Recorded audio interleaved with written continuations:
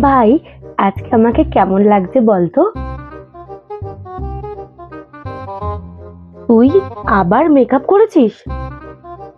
কতবার তোকে বলেছি না তোর মেকআপের কোনো প্রয়োজন নেই, তোর সার্জারির প্রয়োজন রয়েছে।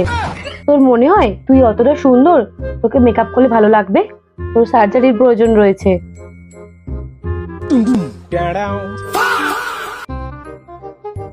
আজকে যখন আমি তোর বাড়িতে আসছিলাম না, রাস্তায় তো আমার দিকে একটা ছেলে ড্যাব ড্যাব করে তাকিয়েছিল, বারবার ঘুরে ঘুরে দেখছিল আর হাসছিল।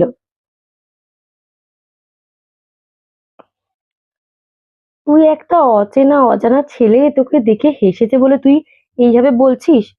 তোর মনে পড়ে সেই দিনটার কথা যেদিন আমি তোকে প্রথমবার দেখেছিলাম?